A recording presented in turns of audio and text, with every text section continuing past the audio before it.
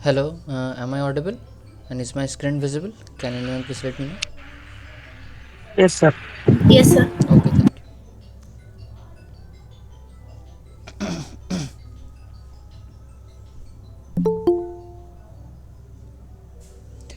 you. So, good evening, everyone.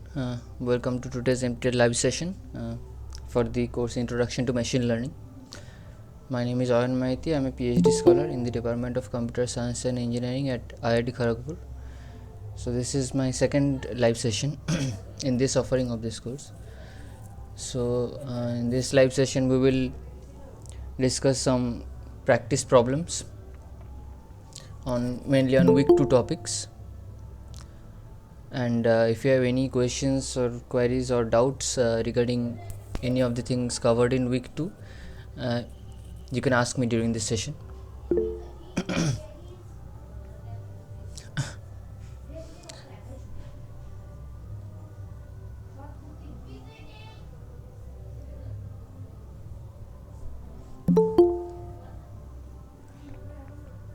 So we will start solving the practice problems first, and after that if you have any doubts or queries you can ask me. So basically in week 2, linear regression and some other regression methods, subset selection for feature reduction and principal component analysis, these methods were mainly covered. So we will solve some practice problems on these topics.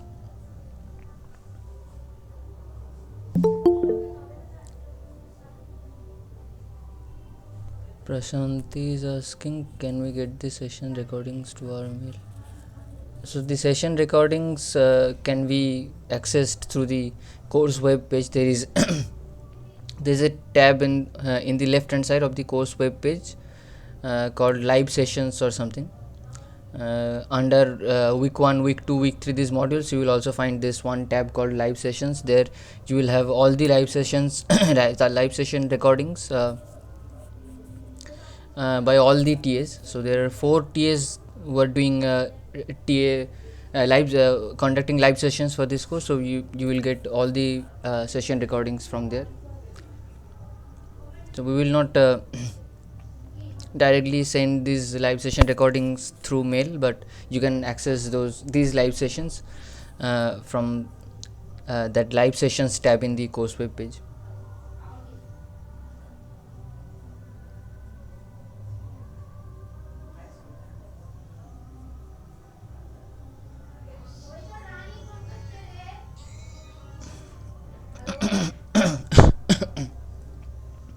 Okay, so we will start solving some practice problems. After that, if you have any other questions or queries, you can ask me. So this is the first question.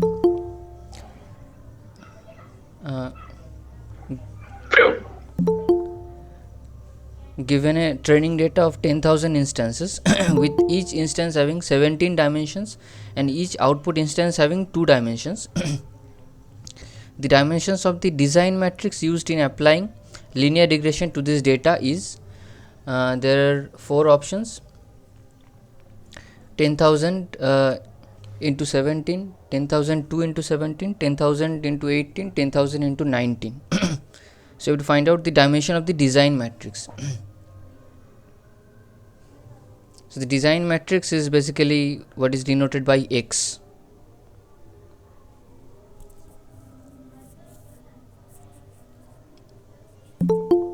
You can write your answers in the chat.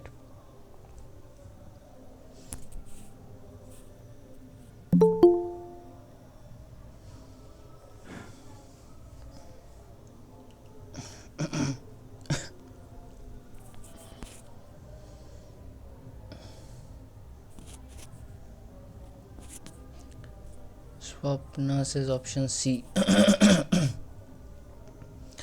Ravina Tilotia says option A. Shweta says C. Prashanti says A. Muthukumaran Iyer says A. Vrishali Nimbalkar says C. Prakash Chandra Bhoy says C. Srihit Reddy says C. Navami Anil says C. Okay. Anyone else?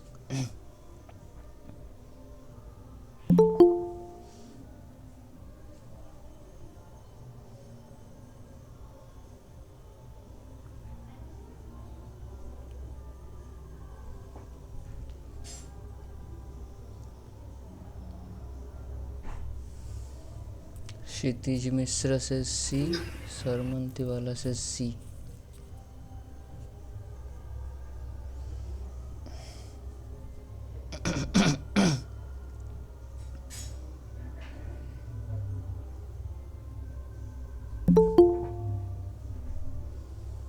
Shah Niyamat says C.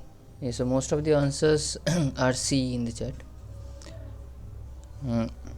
So the correct answer is option C. 10,000 into 18.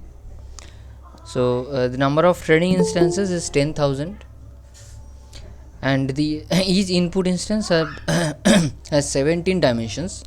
So basically 17 features are there for each instance, and the output instance has 2 dimensions. So you have to find out the dimension of the design matrix, which is denoted by x. So x is also called feature matrix in linear regression. So x is of dimension n cross p plus 1. So n is the number of instances present there. So 10,000 training instances are present, so n is 10,000, and here p is 17.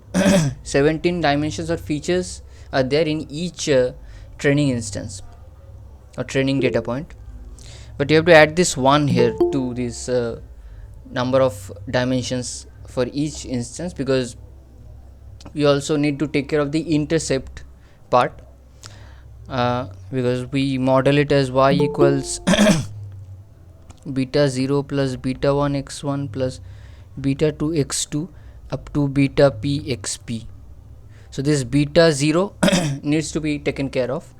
For that we add this extra kind of dummy feature with each training instance. So that's why it will not be 17 but 18. The number of columns would be 18 in the design matrix X. So the correct answer would be 10,000 into 18.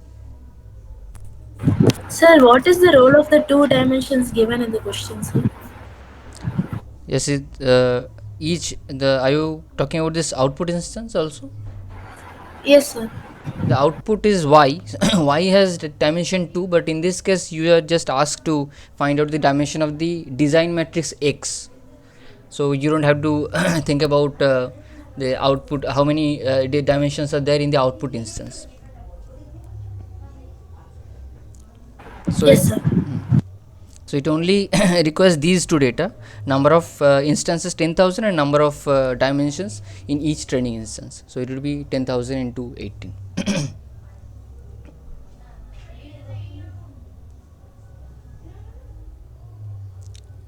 Someone is asking, Anantapalli Nagalakshman Kumar is asking, what is the role of beta 0? So beta 0, basically if all the features are 0, then the y might be 0, but y might also have some value. So we also need to take care of that. For example, this straight line, this is the intercept part.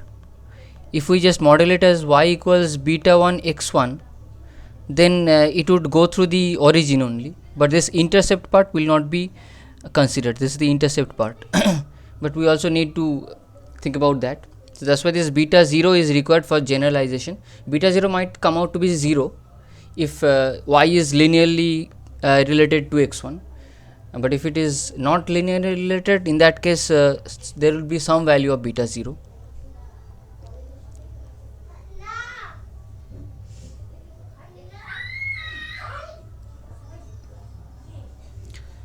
Okay, so moving on to question 2.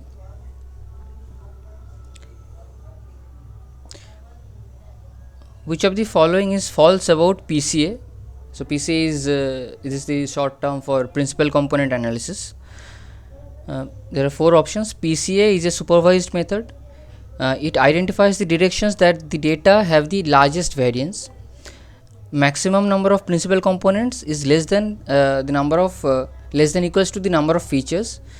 And last option is all principal components are orthogonal to each other. So you have to find out the false statement among these 4 statements.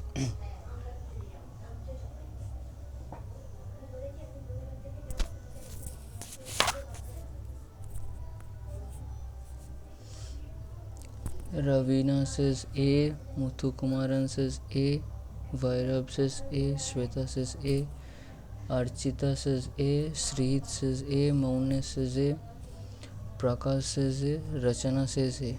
Okay.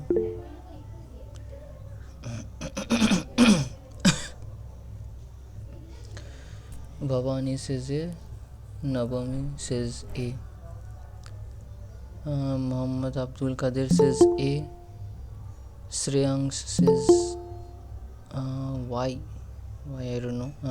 Sanket says A, Vrishali says D, Shreyansh says A, Shani Ahmad says A, Bhavani says A.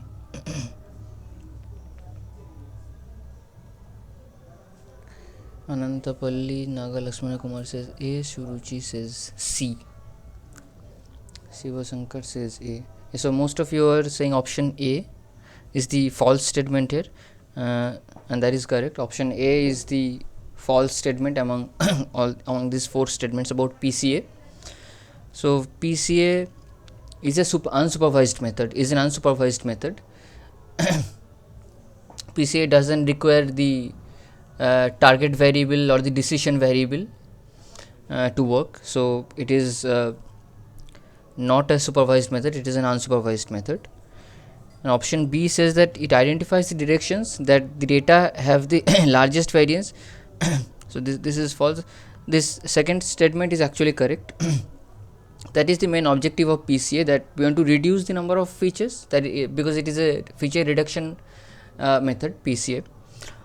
So how does it reduce the feature? It tries to identify the directions along which data have the largest variance. So we will keep only those directions. We don't want to keep all the directions or all the features in the data. Option C says maximum number of principal components is less than equal to number of features, which is also correct, because that is the main goal of PCA, that we want to reduce the number of features. So principal components is always less than or equal to number of features. Sorry, I have joined late. So can you please explain what is PC? PCA is principal component analysis. So in detail you can find out in the video lectures for week 2. So it has been taught in week 2. Sir, excuse me, sir. Can you again explain? It's a B option. B, so it says that it identifies the direction that the data have the largest variance. So that is, if you study the PCA video lecture, so you will understand that PCA tries to identify the directions along which the data has the highest variance. For example, consider the data points are lying like this. So there are two features originally. Let's say x1 and x2. These are the two features. PCA will find out this new direction.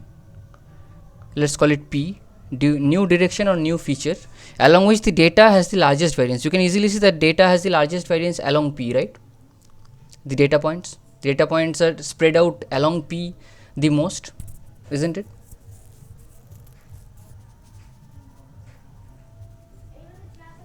So this is what PCA tries to identify, the direction along which the data have the largest variance.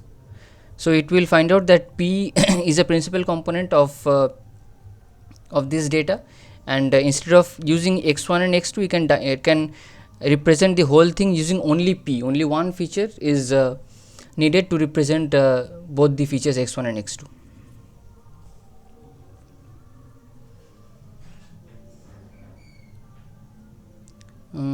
Muthukumar and I says what dimensionality reduction means. Dimensionality reduction basically means reducing the number of features or the dimensions in the data.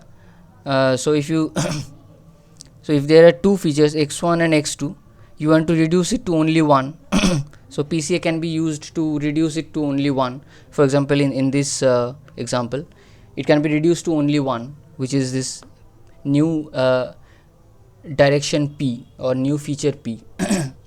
You can replace x1 and x2 with only one feature P.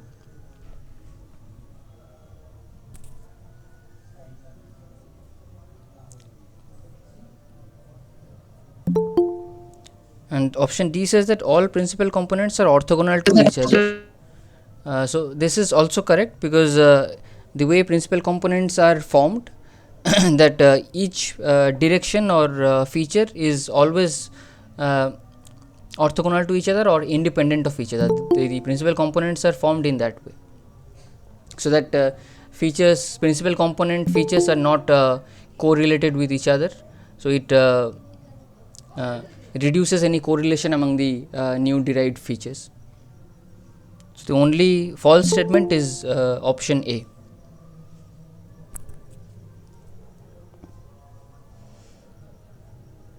What are principal components? So principal component basically means that instead of having all the features that you already have in your data, you want to have only the important components, important features, which can represent the whole data, all the data points basically.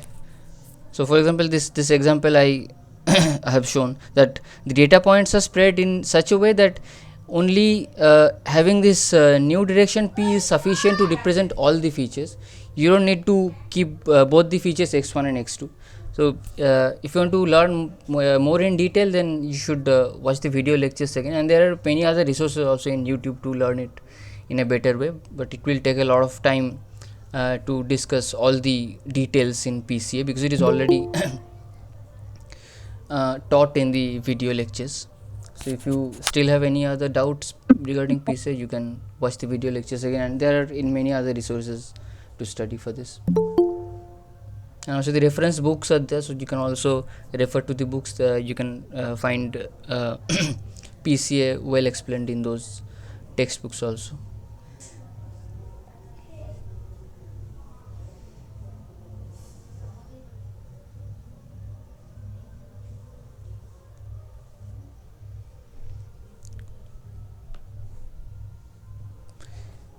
Now question 3. Find the mean of squared error, basically MAC, or basically residual squared error it is also called. Mean squared error of the given prediction. So these are the actual y values, and this fx are the predicted values. One thing here, so actually here whatever the question you are taking, that is for the system week 2. Okay. Can you please repeat your Whatever question? I'm saying, like whatever the question you are taking here, that is of assessment 2 of week 2. Yes, all these questions are from week 2 topics. Yes, because I already discussed week 1 topics in the previous session, so this is the second session, so I'm discussing week 2 topics, questions from week 2 topics only.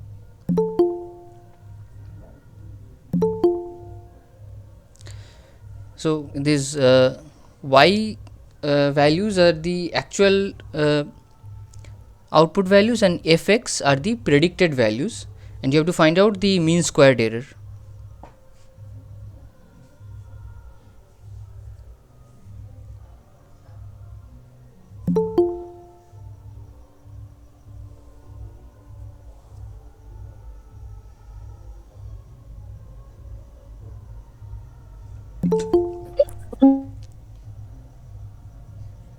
Shuruchi Gupta is asking, this is my first class, do we have sessions every week? Yes, so I conduct sessions every week on every Monday from 6 p.m. to 8 p.m. There are 3 other TAs who are also conducting live sessions independently. They have their different timings. You get all these notifications through email from NPTEL.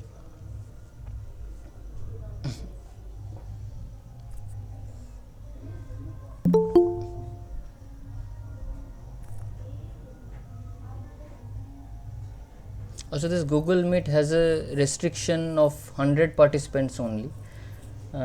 We already have 95 participants in this meeting, so there might be some people who might not be able to get in into this meeting, but I cannot do anything because Google Meet has this limitation. So but this recording should be uploaded in YouTube, and you will get all the video links and also these slides. You will get all these links in the course web page, so those who not be able to attend these live sessions, they can go and access those videos and PPTs later on.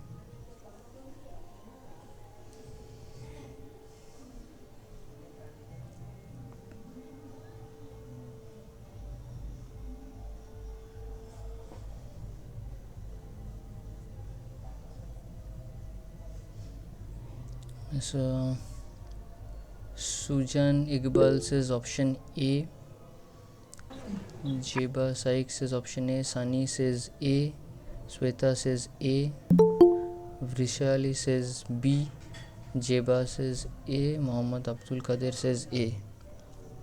So most of the answers in the chat are option A. Srihit says A. Yeah, so A is the correct answer here. So you just have to remember the mathematical expression for mean squared error, and then you just have to put these values from this data table into this.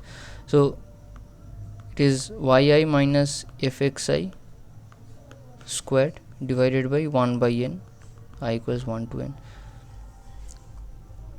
So these yi values are all these 1, 2, 4, 8, 16, 32, and fxi values are 2, 3, 5, 9, 15, 31. So and n is number of data points, so there are 1, 2, 3, 4, 5, 6 data points are there. So there will be 1 divided by 6 into, so for the first point it is 1 minus 2 whole squared, plus for the second point 2 minus 3 whole squared, and so on, and finally you will get it as 6 by 6, which will be 1.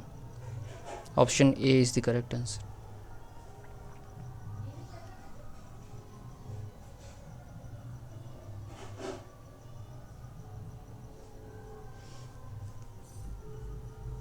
So option A is the correct answer, and this is the formula for mean squared error. Now question 4. Suppose we want to add a regularizer to the linear regression loss function to control the magnitudes of weights beta. We have a choice between omega 1 of beta, which is summation over I equals 1 to p, absolute value of beta, and omega 2 beta is equal to summation over I equals 1 to p beta squared. Which one is more likely to result in sparse weights? So sparse weights means most of the weight values would become 0, very few would be non-zero. That is what sparse means here. Options are omega 1, omega 2, both omega 1 and omega 2 will result in sparse weights, and option D is neither of omega 1 or omega 2 can result in sparse weights.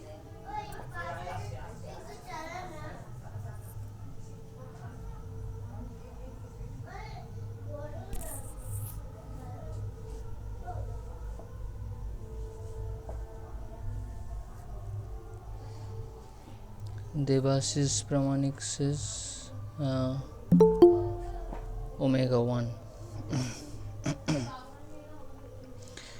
Rachana says omega, so Rachana says A. Orphan says omega 1. Majika Sravani Reddy says option D. Option D is neither omega 1 or omega 2. Okay. Moon says option A.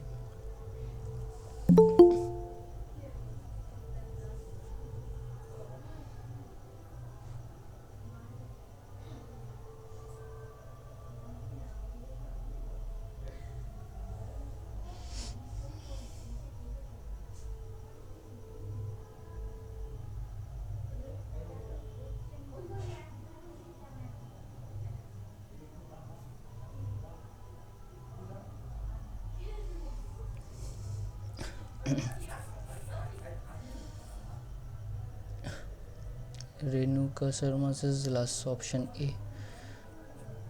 Pradna says option A. Srihit says B. Sani says A. Ashish says D.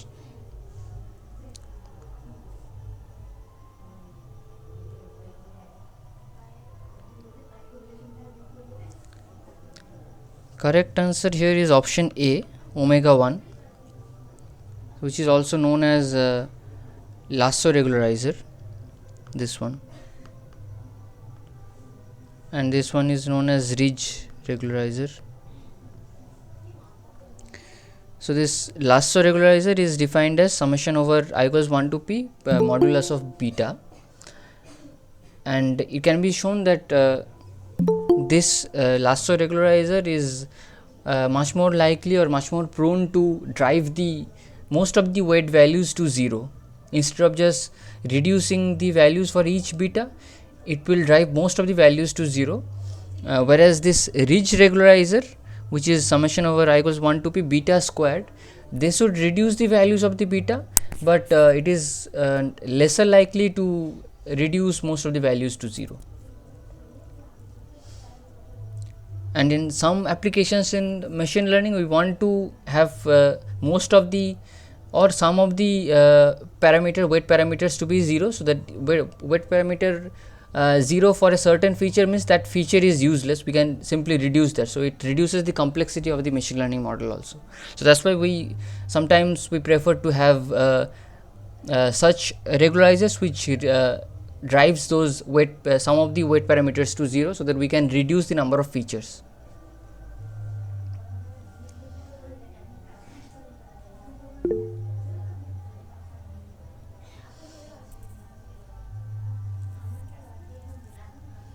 Can we explain about ridge? So ridge, I mean, nothing much to explain. So basically the mean squared, so the actual ridge loss function is that mean squared error we saw in the previous question only, plus this one, beta square 1 to p. So this is the overall loss function for the ridge, and then again we apply the same methodology to find out the optimal parameters here. We just add these regularizers with the mean squared error value. Simply same is for lasso regularizer. So along with MSE we will add this omega 1 beta to form the lasso loss function, and then we again use the same methods to find out the optimal values of beta, either by taking derivative or also by gradient descent methods. So for this case, you explained about ridge here, no? So I am asking about that explanations. Okay, that I mean, so ridge regularizer mathematically it can be shown, but that is not in the scope of this course. That the summation over beta squared, this regularizer is not much likely to drive most of the weight values to 0. It can reduce the values, but it cannot reduce them exactly to 0. But it can be shown mathematically and also empirically, but that is not in the scope of this course, I think. And that is also not shown in the video lectures, also proved in the video lectures that how it does, but it is less likely to do that. Yes, sir. Thank you.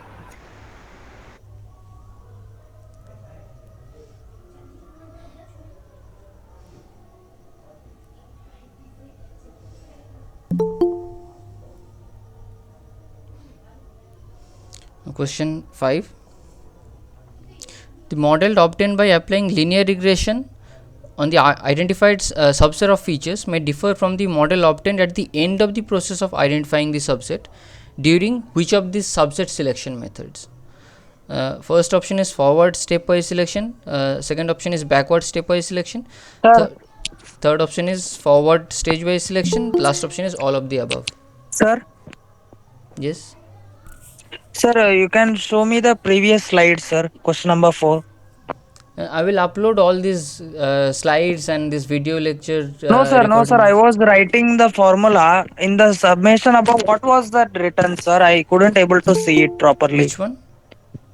The summation MSC plus summation I is equal to 1. That above line, sir.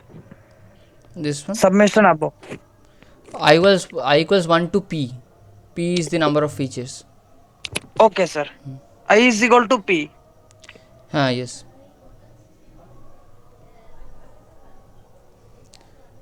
So the question is, the model obtained by applying linear regression on the identified subset of features may differ from the model obtained at the end of the process of identifying the subset during which of these subset selection methods?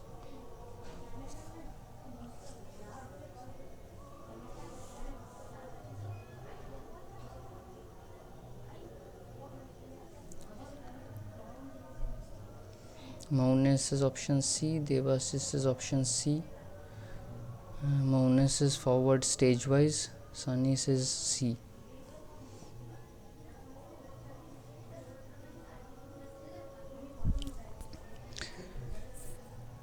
Trupti says option C.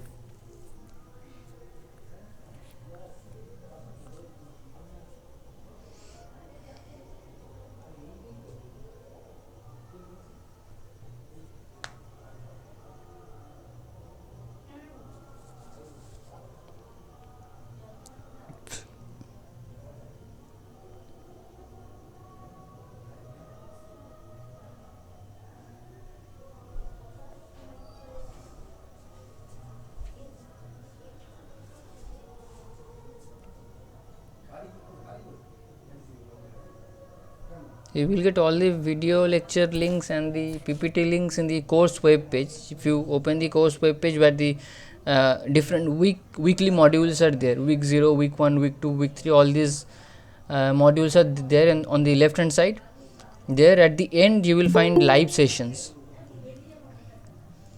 So if you open that, you will get all the video recording links and these PPT links.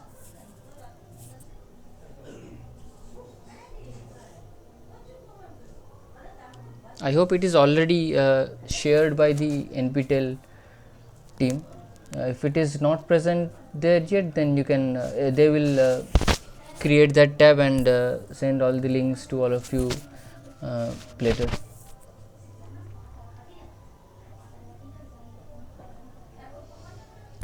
Vrishali says option D, all of the above.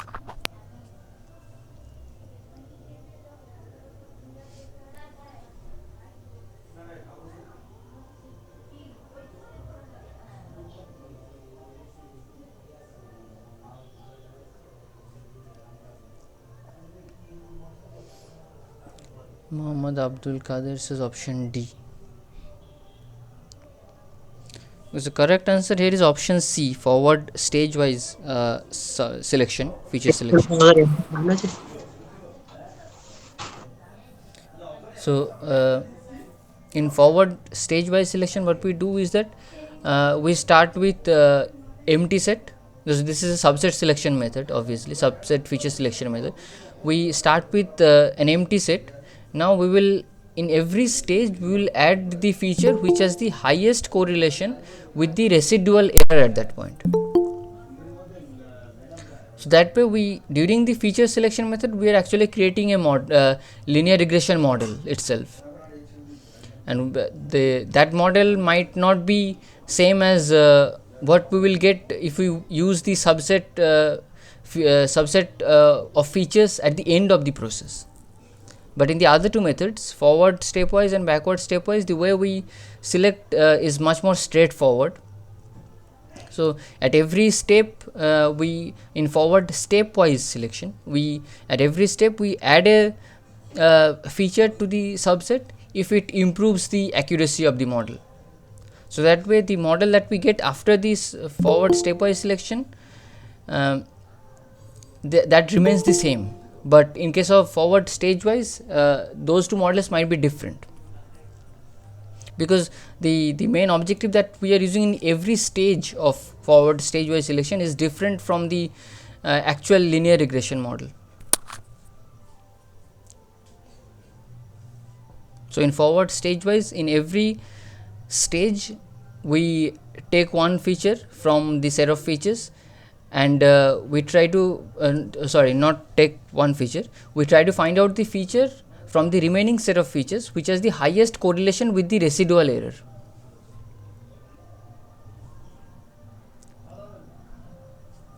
So the model obtained by applying linear regression on the final subset of features and the model obtained at the end of the forward stage wise selection might be different.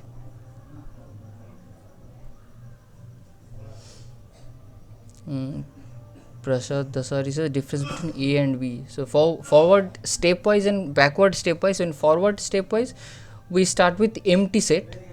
Now we take every feature, and in every step we take one feature and we try to add it to the subset of features if it improves the performance of the model or improves the accuracy of the model. In backward stepwise selection, we start with all the features. Now in every step we start removing one feature after the other, until it drops to a certain level. It drops the accuracy to a certain level.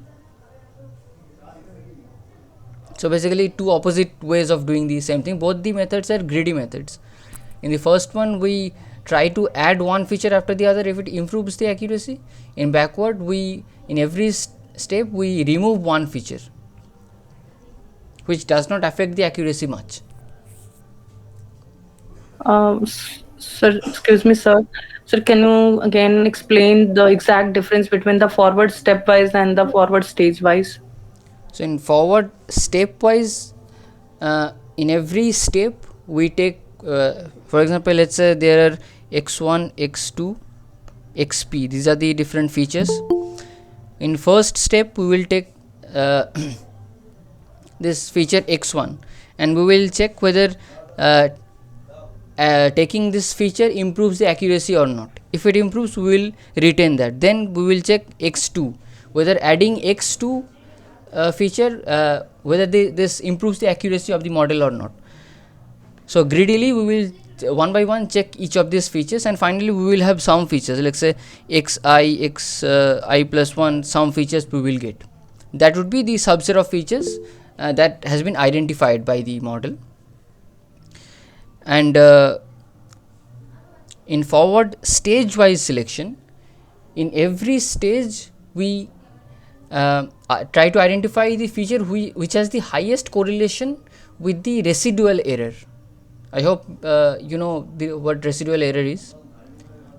That whatever the model I have right now, so if y is the actual prediction and if fxi is the prediction that my current model has, so this is the residual error, square of that and summation over this. So this is the residual error that I have currently. Now we try to find out the feature which has the highest correlation with this residual error. So that feature is will be taken into the subset of features. Sir, residual error is the mean squared error, sir. Residual is the mean square error in the intermediate steps. Yes, sir. Mean squared mean might not also be taken. Only sum of squared might also be enough, most probably, or no, the squared error is not used, I think. No, it is simply yi minus fxi.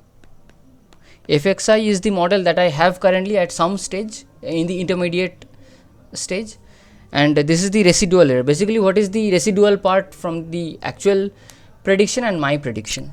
I think it doesn't contain the square and the mean terms. It's just the what is the residual error coming from the actual prediction and the actual value and the current prediction.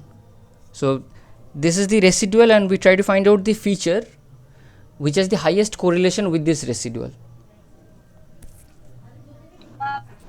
So how do we find the correlation? Correlation, I mean the Pearson correlation coefficient is there. Correlation, you have series of data points, let's say P is a series of data points, Q is a series of data points, and to find out the correlation, I think there is a formula for correlation coefficient. I don't exactly remember that P. So you can easily search that the correlation coefficient. There is a simple formula to find out correlation between two series of data points. I think it is P transpose in V. P transpose V. P transpose Matrix multiplication of P transpose and V. Is it that simple? I mean, Matrix multiplication of P transpose V. P transpose. Okay, this is Q. So you are saying P transpose Q. Yeah, this is a simplified version of the correlation, but the P transpose actual formula is something like this: P minus P bar Q minus Q bar divided by summation over something P minus P bar whole square into Q minus Q bar whole square. Some formula is there. I don't exactly remember that. And summation over all the data points basically. So the correlation coefficient formula is there. You can easily find out. So correlation basically means how much it is correlated with that, how much P is correlated with Q. So in every stage we try to find out the feature which has the highest correlation with the residual error, and then that feature would be most likely to reduce that error. So that's why in every stage we try to find out that feature. But in forward stepwise it is much easier. We take every feature in one feature at every step, and we try to see whether it improves the accuracy or not. If we include that feature, if it improves the accuracy, we will take that feature, otherwise we will not take that feature.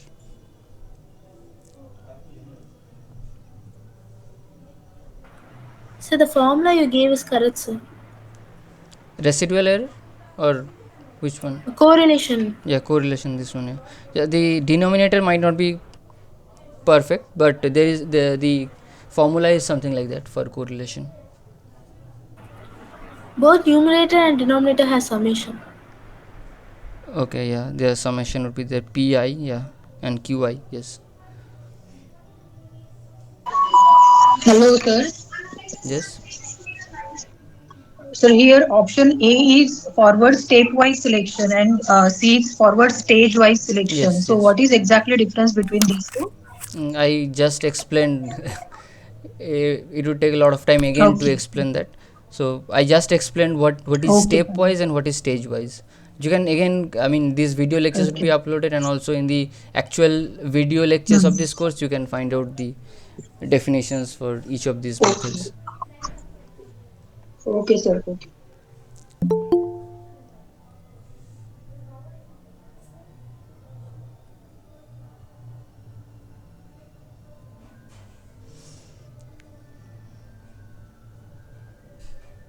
Okay, moving on to question 6. Principal component and regression, or PCR, is an approach to find an orthogonal basis set of basis vectors which can be used to reduce the dimension of the input. Which of the following matrices contains the principal component directions as its columns? Follow the notations from the video lectures. So these notations are given in the video lectures. Based on that, you have to find out which matrix contains the principal component directions as its columns.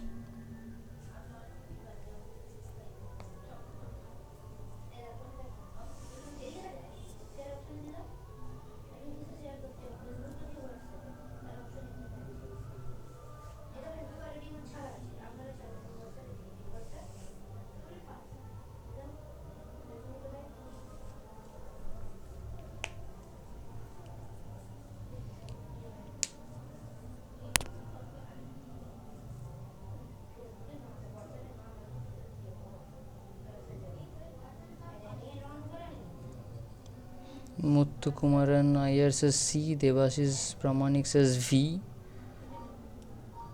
Sweta says D, Tripti says C, Rachana says C, Shabina says D.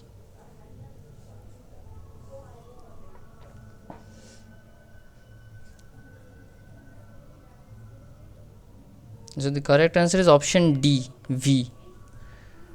Following the matrix notations used in the video lecture, V contains the principal component vectors or directions as its columns. So in principal component analysis or principal component regression, the input feature matrix X is decomposed using singular value decomposition, and this is the decomposition that we get U D V transpose.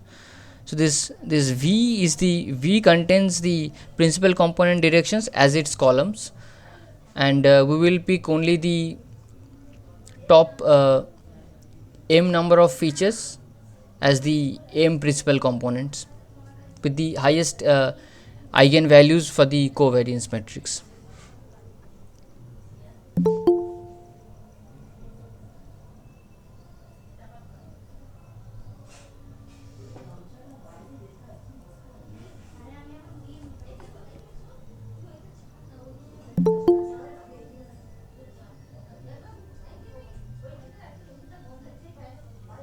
Now question 7. Let A m cross n be a matrix of real numbers. The matrix A transpose has an eigenvector x with eigenvalue b. Then the eigenvector y of A transpose A, which has eigenvalue b, is given by. So we work with eigenvectors and eigenvalues in principal component analysis. So this is a question on the eigenvectors and eigenvalues of matrices.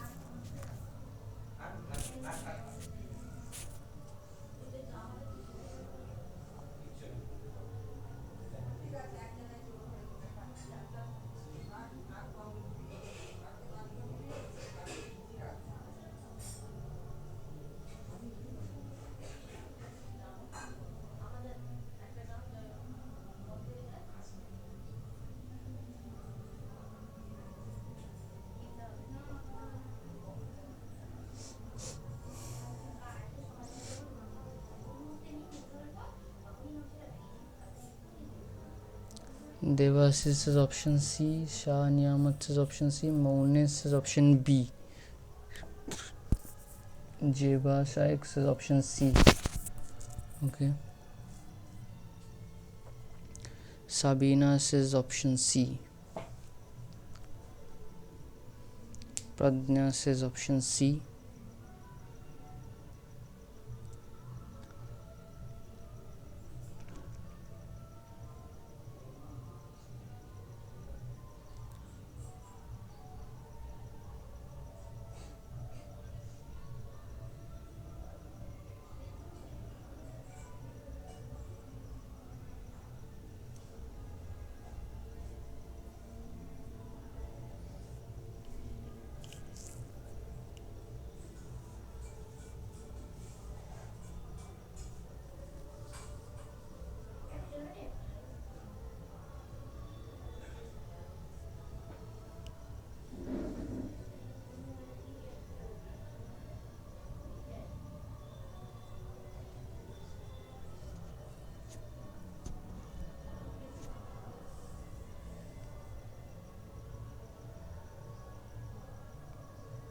Jeba Shaikh says are eigenvalues unique or eigenvectors unique for a given matrix? Now, if a given matrix has multiple eigenvalues or eigenvectors, they might be same. They might also be different.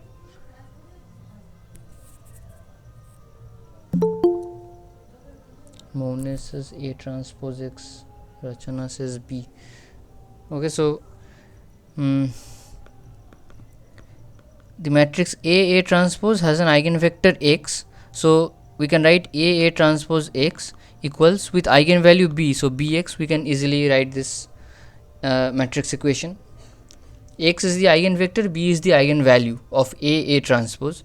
So we can write A transpose X equals Bx. Now if we multiply A transpose to both the sides of this equation, A transpose X equals B A transpose X. Now with commutative property, if we take these two together, so it will become A transpose A and A transpose X equals B A transpose X. So this is a vector, this is a matrix, this is some scalar value.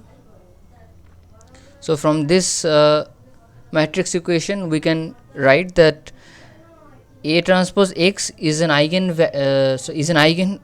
of this matrix A transpose A with the eigenvalue B, because the eigenvalue equation for any matrix is of this form.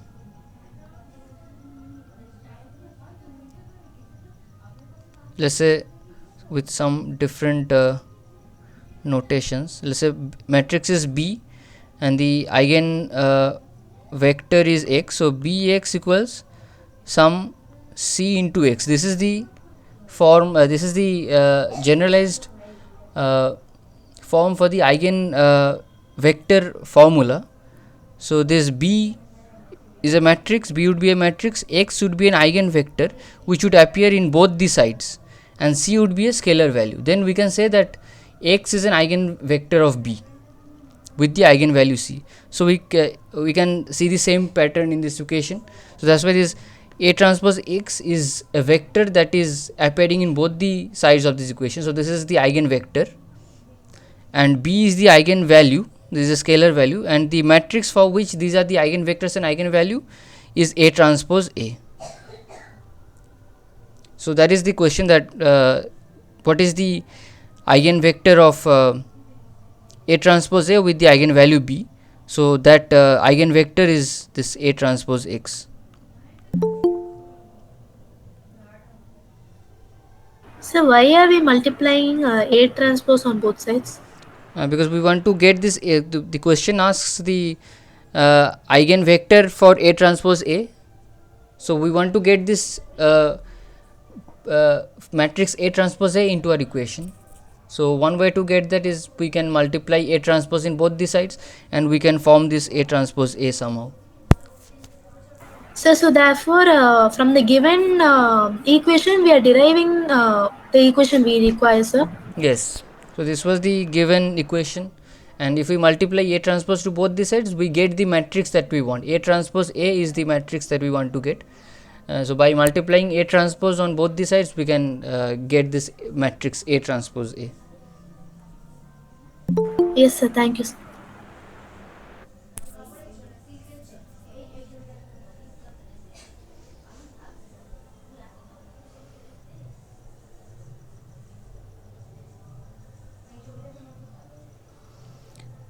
Now question 8, it is again on eigenvectors and eigenvalues.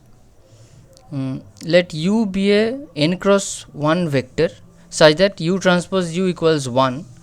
Let I be the n cross n identity matrix. So this I is generally considered the identity matrix. The n cross n matrix A is given by I minus k U transpose, where k is a real constant. U itself is an eigenvector of A with eigenvalue -1. What is the value of k? So this question might be a little lengthy and little confusing, but if you use the eigenvector eigenvalue formula, what has been said in this question, it becomes much easier. So just have to write the formula with respect to the matrix and eigenvector and eigenvalue, then the things become much simpler.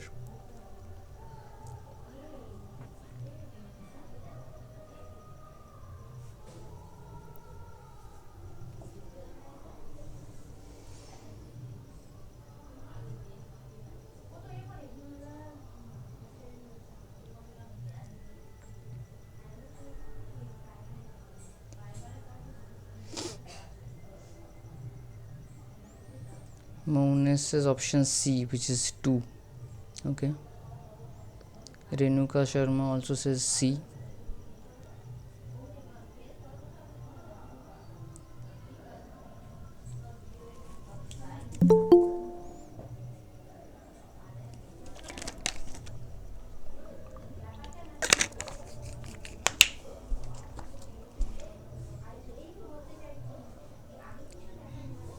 Shahani Ahmad says C. Yes says C. Rachana says C.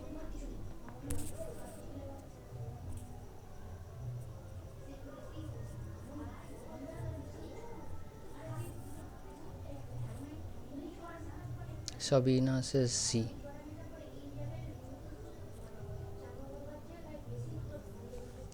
Okay, so some of you have already computed it. Sweta says C. So if we apply the eigenvector formula for the matrix A, because eigenvector for matrix A and eigenvalue for matrix A are given, so A U equals -1 into U. U is the eigenvector for A and -1 is the eigenvalue for A. So this is given in this last statement, and A is given by I minus k U transpose, which is written here. So if we expand A, so it will be I minus k U transpose U equals minus U. Now if we multiply U to both the terms, so now this is also given that U is a n cross 1 vector such that U transpose U equals 1. So we can find this U transpose U in this equation. So we can simply replace it by 1 equals minus U. So 2U equals KU. So from this we can see K equals 2. So value of k is 2.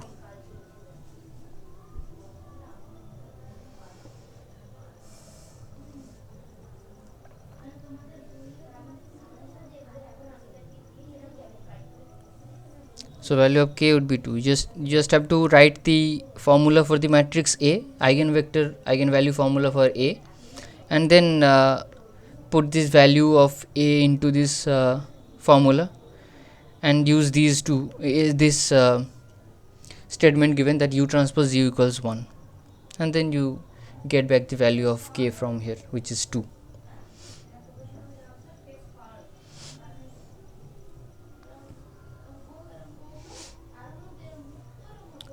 So question 9, bias and variance can be visualized using a classic example of a dart game. We can think of the true value of the parameters as the bullseye on the target. So these are the bullseye on the target, and the arrow's value as the estimated value of each sample. So these are the different arrows thrown to the target. So these are like predictions or estimations of your model, and the bull's eye or the center of the target is the true value. Consider the following situations and select the 4 options. They are the different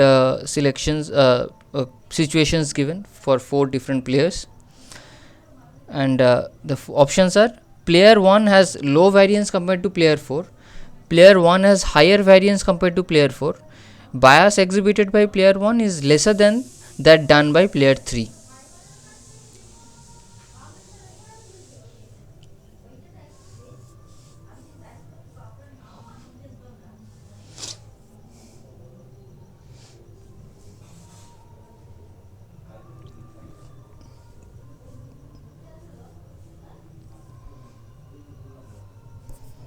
Muthu Kumaran says option B.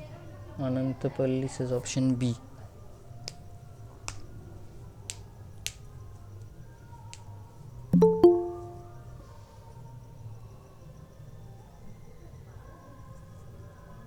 Devasis says option B. Jeva says option B.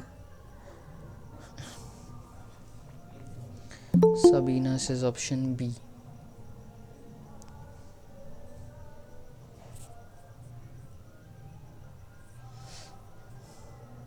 Sweta says option B.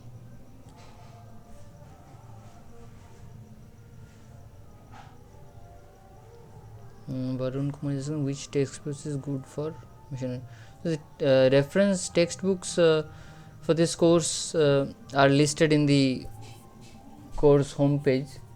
The 2 books are listed there. One is Elements of Elements of Statistical Learning, and there is another book called Pattern Recognition and Machine Learning. I think those are the 2 books referred. You can go to the course web page. There these 2 books are written as reference textbooks. Oh, excuse me, sir. Yes. Sir, can you please explain a bit about bias and variance? That is, what do they actually mean in real life terms? So bias is basically the error that your predictions have from the actual y value or the true value, how much it is deviating from your estimation is deviating from the actual target value. That is bias. And variance is the sensitivity of your predictions, how much your predictions are varying for the same input. Is it varying too much every time you are running on the same input, or it is not varying much? So that is the variance. Sensitivity of your model is variance, and bias is basically the error or the deviation of your estimation from the actual target value.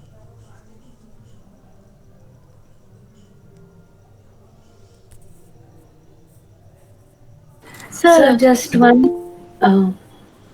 Yes. No, the variance, if I have one heart disease data set, and if I same data set, if I run again and again, I am going to get whatever different predictions. That is variance. Or I have 4 heart disease data set only.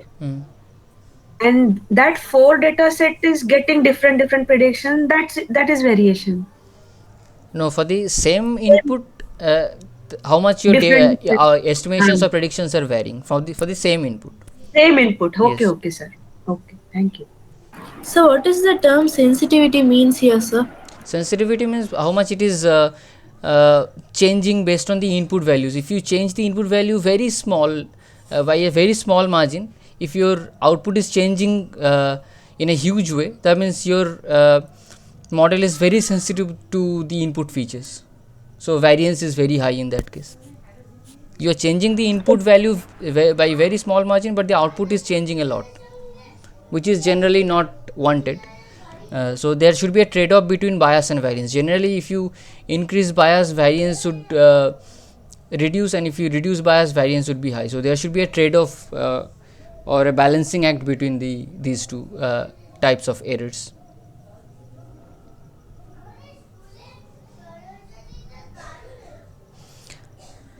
So the correct answer here is option B.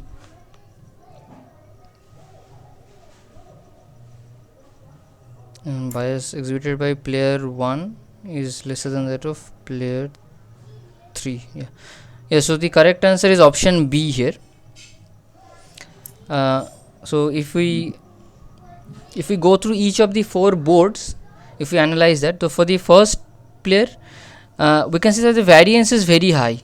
The points are very spread out, so it is not focused into a single output or single estimation. It is very much spread out, so the variance is very high for the estimations, and it is also deviating a lot from the actual target value, so the bias is also very high. So this is the bias, the error of your predictions. For the player 2, we can see that bias is low. The estimations, the blue points are very close to the target. Most of the blue points are very close to the target, so bias is low, but variance is high because the points are spread out a lot. For board 3, both bias and variance are low. Bias is low because error is low. All the points are within this red region, so it is very close to the all the points are very close to the target, so bias is low. Variance is low because all the points are very much focused into that red region only. The points are not varying a lot, so variance is also low. For board 4, bias is high, so this is the bias, how much it is deviating from the target value, and variance is low because all the points are spread out within a very small region. So variance is low but bias is high. Sir, Yes. earlier you mentioned that if bias is low means there are chances that variance would be high. So why in the case of player 3 both are low? No, I mean that is not a generalized rule that always it will happen, but generally we try to make a balance between these two, that in most of the practical applications this might happen, that if we reduce the bias too much, variance becomes higher, because I hope all of you have learned about underfitting and overfitting. If you train the model too much on the training data, it becomes overfitted to the training data points. So in case of overfitting, what happens is that the bias becomes very low, so error is not much, but it is fitted too much to the training data, variance becomes high. So that is what happens in practical applications. These are not practical applications, they are just examples of dart throwing. So these are not practical machine learning models. Obviously these 4 boards, they are just examples to show how much is the bias and how much is the variance in each of the boards, but this is what happens generally in practical applications. Sir, one thing, sir, you are saying like overfitting. If we are doing overfitting to a system, then it's good for us, no? Like that system will give us the exact No, value, or overfitting is not there will good be less bias. because overfitting is not very good, because overfitting in overfitting your model is or tries to fit each and every data point, training data point, so it is very much fitted to the training data point, but in the test data points it might not able to generalize the test data points, because we in the end we want to generalize all the data points which it has not seen previously. So those are the training data points. So overfitted models are also not good, underfitted models are also not good. So we try to strike a balance between these two. Means your concern is like if suppose the system is overfitted, then on means for the training data it is going Yeah, to give the yeah. exact value, but But not for training the data coming might have some future. error or noise in it, noises or outlier points. So it would also try to fit those noise points, which we don't want. Okay, so it is not good for the us for No, it overfitting is or generally not good. So that's why we try to strike a balance between these two. Not too much overfitted, not too much underfitted. okay, sir. Sir, excuse me, sir. Yes. So is bias and residual same or any difference is there, sir, in between? Residual, the term residual is generally used in any stepwise method as the intermediate error. In an intermediate step, what is the error that the model has currently? But bias is the overall deviation from the target value. So those two terms are not generally used in the same context. Formula might Thank be same, but those two terms are not generally used in the same context. Okay, sir. Thank you, sir.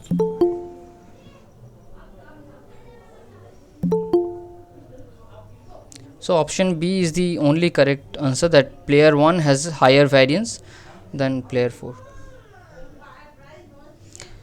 Now question 10. Which of the following are true about bias and variance? Multiple options may be correct. Complex models tend to have high bias, complex models tend to have low bias, complex models tend to have low variance, complex models tend to have high variance. Multiple options may be correct.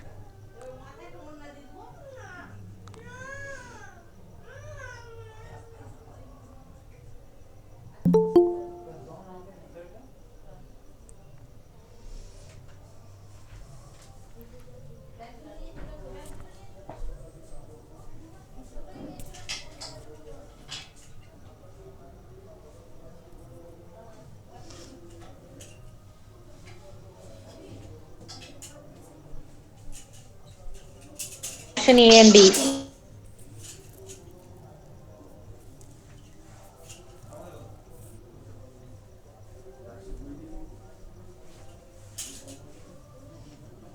So Renuka Sharma says BD, Mona says BD. Yeah, so most of you are saying B and D. Devas is saying BD. Some of you are also saying A and C. Vishal is saying B and D. Sarmati Wala saying B and D. Suruchi is saying B and D. Yeah, so most of you are saying B and D. So the correct answers are B and D. So in case of bias and variance, if the model is very complex, in that case it is considered as overfitted.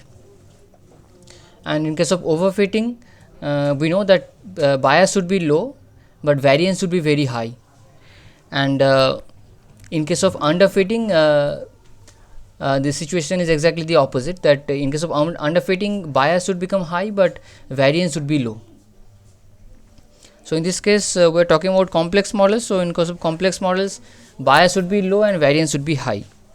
So complex, the model is complex, so that's why it is able to reduce the bias error or the difference between the prediction and the estimation to a very low value. But in this process the variance becomes very high. For a small change in the input, the output changes a lot. So sensitivity of each of the input features becomes very high, so which is also not wanted. And that's why correct answers are B and D.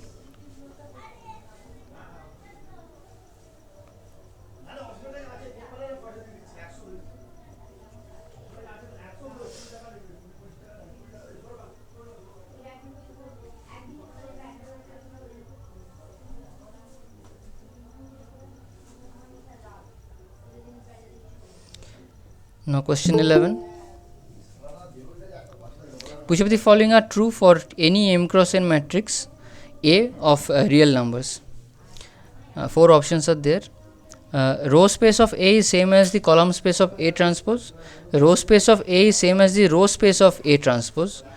the eigenvectors of A transpose are same as the eigenvectors of A transpose A. The eigenvectors of A transpose are the same as eigenvectors of A transpose A.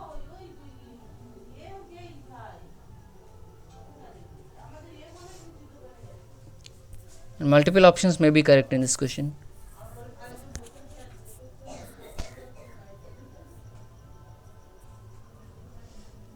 Sweta says AC, Jeba says A, Sweta says AC.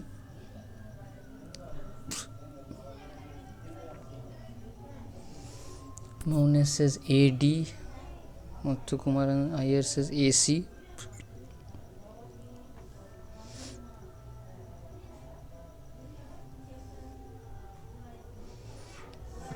Sir, one thing here. Actually, A transpose and A inverse is same. Inverse is different. Transpose means you are making each row as the column. So transposing and inversing are two different terms.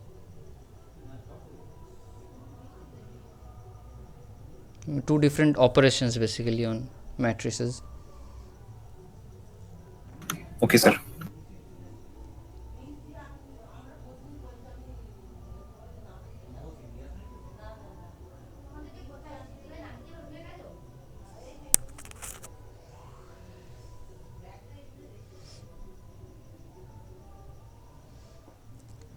Deva says, Ramanik says AD, Ananga says AD, Renuka says AD. So there are multiple correct answers in this question. If we go through each of the options, so row space of A is same as column space of A transpose, which is exactly what this transpose operation is. Row becomes column in the transposed matrix. So row space of the previous matrix becomes the column space of the new transposed matrix. So certainly option B would not be true if option A is true. Row space of A is not the same as row space of A transpose. Third option says that Explain with an example, sir. It will be better. Transpose is very simple operation, isn't it? So for example, 1 2 3 4, transpose of it would be 1 2 and 3 4.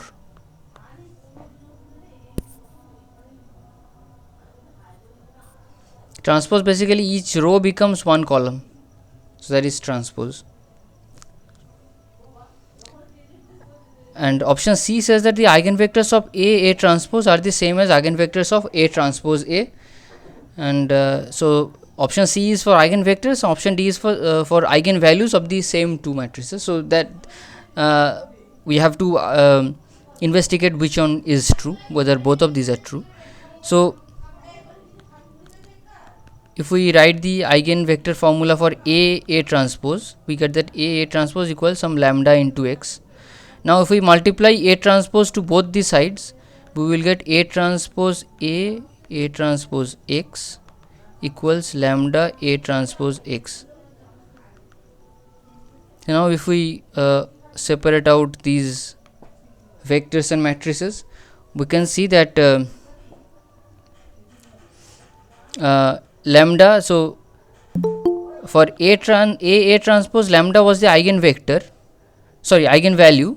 Even for A transpose A, lambda remains the eigenvalue, but the eigenvector becomes A transpose x. No more it is x was the eigenvector for A transpose, and A transpose x the eigenvector for the A transpose A. So the eigenvectors are different, but the eigenvalue lambda remains the same in both the matrices A transpose and A transpose A.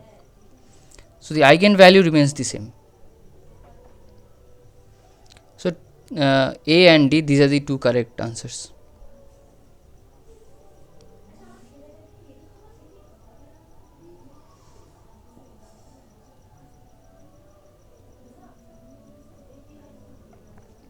So these were the practice problems that I wanted to discuss in this live session. And now if you have any other questions or doubts, you can ask me.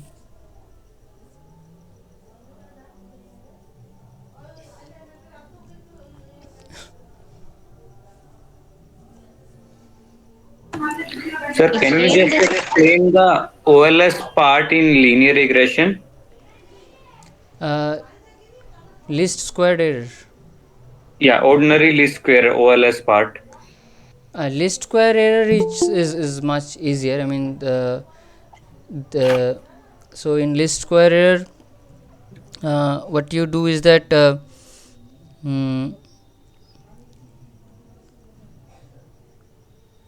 so the squared error, squared error is given by minus x transpose beta into transpose and y minus x transpose beta. So this is the squared error. So let's call it L. It is I think written as RSS there in the video lectures. And if you take the derivative of RSS with respect to beta, it will become minus 2 x transpose y minus x transpose beta. So you can verify this derivative formula from the matrix differentiation operations. We want to minimize this RSS with respect to beta, so we are taking the derivative of RSS with respect to beta.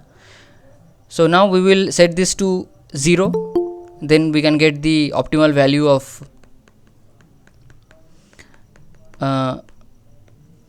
beta to minimize this RSS. And if we simplify this term, we will get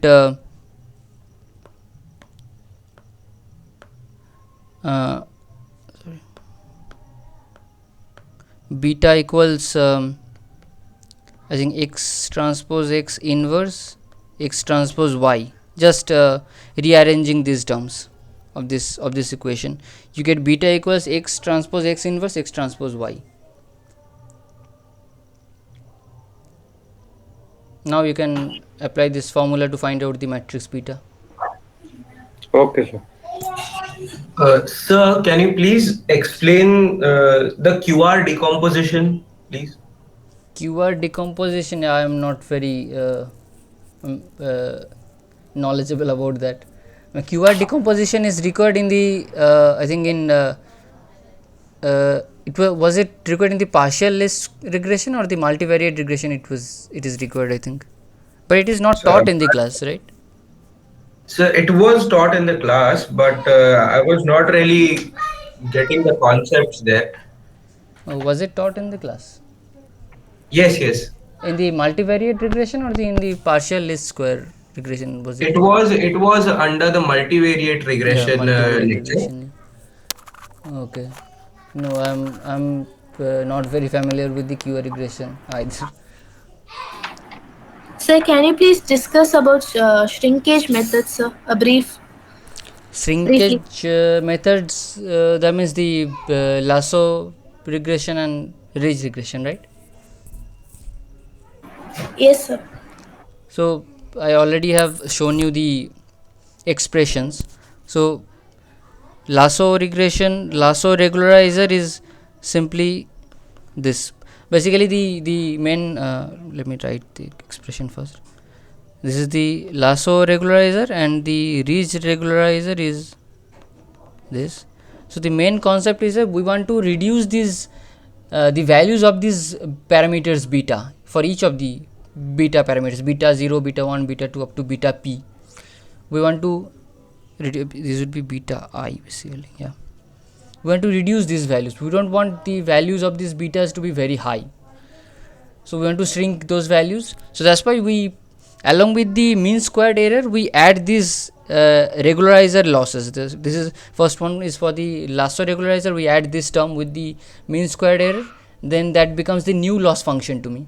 And now you apply different methods to reduce that, either using gradient descent or using the this derivation method that is shown here. You can also use that. So these are some penalty terms so that the values of the beta remain close to 0, and it is shown that lasso can bring most of the values to 0, but ridge cannot bring most of the values to 0, but it will also reduce the beta values. Sir, so lasso is preferable, sir? It depends on the application, whether you want most of the features to be 0 or you don't want that. So in some of the applications, if there are many features, let's say 1000 features are there, 1000 input features are there, in that case you might prefer lasso because it makes most of the beta values to 0. So that means those features are not required, isn't it? If the beta for, let's say, beta of 10 is 0, that means the 10th feature is not required to me. That 10th feature can be completely deleted. But ridge cannot do that. Most of the cases ridge will also reduce the value, but all the beta values would be small values, but not exactly 0. So lasso is used in a wider range, whereas ridge is used in a smaller. Yeah, it is very much dependent on the application and what you want in your model. Whether you want to keep all the features, that also has its advantages, that you keep all the features, you don't remove any features, so you get different values of different features that might be important to you. But if you don't want to keep all the features, you just want to reduce the dimensions, then lasso might be useful. It is very much specific to the machine learning model that you are building for a specific application. Yes, sir, got it, sir. Thank you.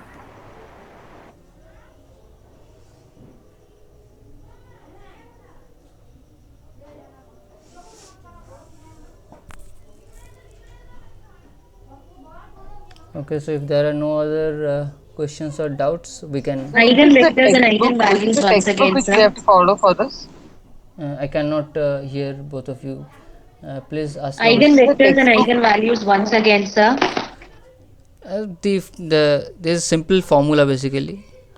This you have to remember for any eigenvalue or eigenvector. A is the matrix for which x is the eigenvector, lambda is the eigenvalue. So this is the formula. Now you have to play with this formula depending on the question, whether you add something to both the sides or whether you multiply some matrix to both the sides.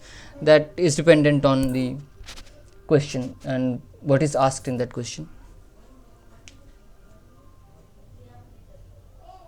And these matrix elementary things can be learned from many different resources, because these are some standard machine matrix operations. What about matrix differentiation operations? Where do we see that? Matrix different. Are you talking about this one?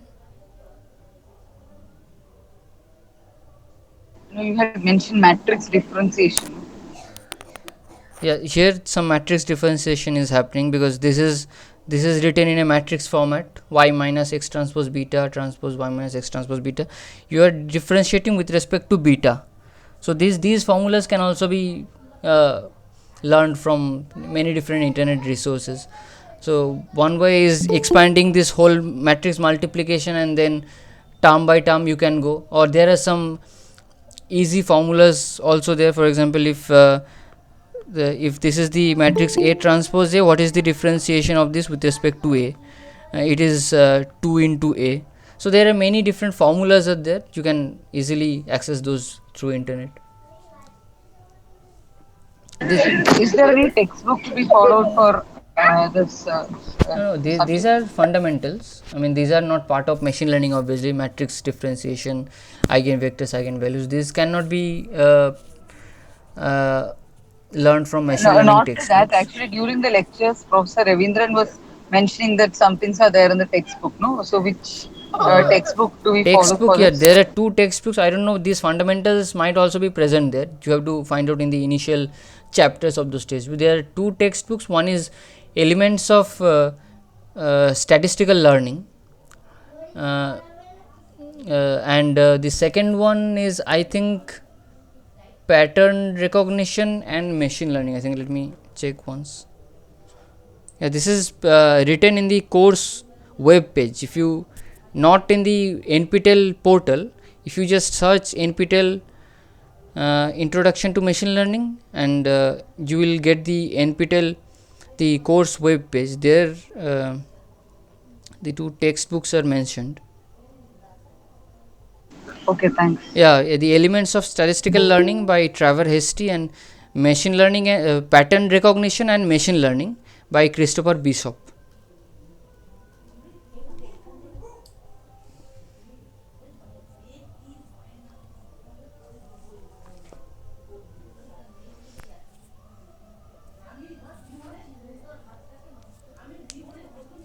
Sir?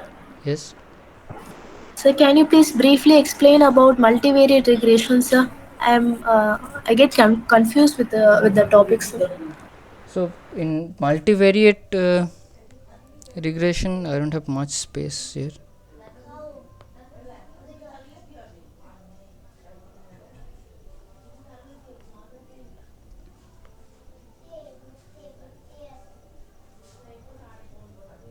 So I can briefly show you the algorithm what is done there.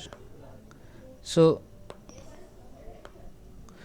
x0 and z0 are initialized to 1, and for every feature 1 to p. So the multivariate regression is done because different features are not independent of each other. So we want to find out the independent features, which will be this z0, z1, z2, z3, p. So those would become orthogonal to each other or independent of each other. These x features, x0, x1, x2, x3, xp, those features are not independent of each other. So we orthogonalize and then we do the actual multiplication. So for j equals 1 to p, it is called we regress z on xj. Oh, sorry, not z on xj. I think xj on z0, z1 up to zj minus 1. So regressing xj on z1, z2, zj basically means we find out this coefficient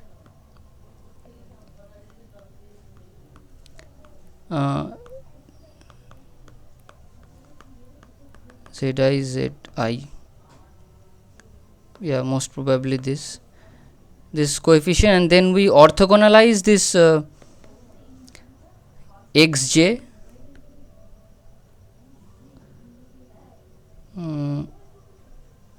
xj minus this gamma ij zi I equals 1 to zj minus 1. Most probably this is the formula. I don't exactly remember the formula. So basic concept is that we want to construct the z features z1, z2 up to zp, which are orthogonal to each other.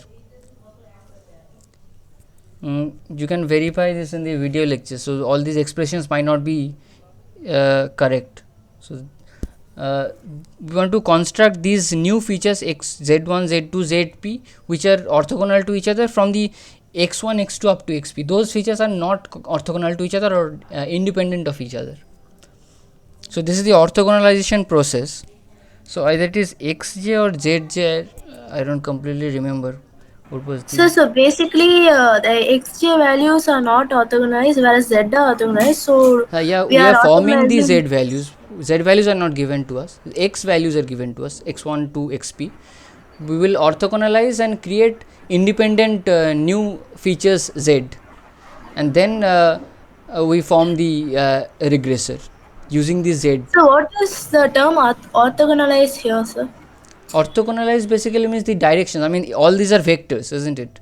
x1, x2, xj, these are vectors, so they are orthogonal to each other, means they are at a 90-degree angle. Or orthogonal in the easier terms basically means independent of each other. So basically xj values are given.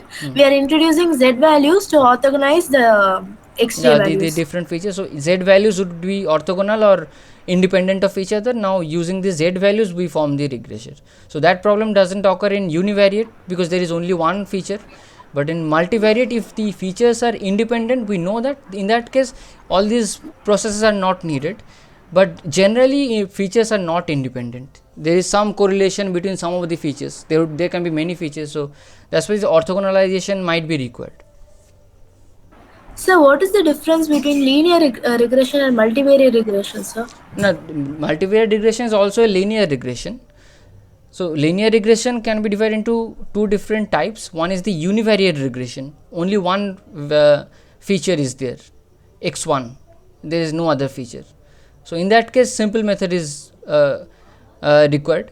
Or if the features are independent of each other, then this matrix formula is written beta equals x transpose x inverse x transpose y. So this is the closed form formula for beta, that you form that RSS and take the derivative of this with respect to beta.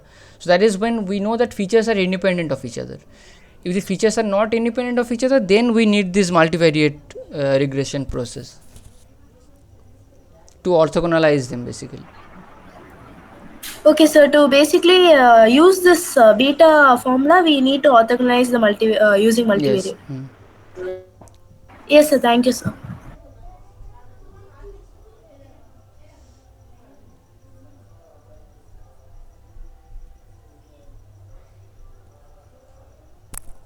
Okay, so thank you everyone for joining, and we will meet again next week. Thank you, sir. Thank you, sir. Thank you. Thank you, sir. Thank you, sir. Thank you, sir.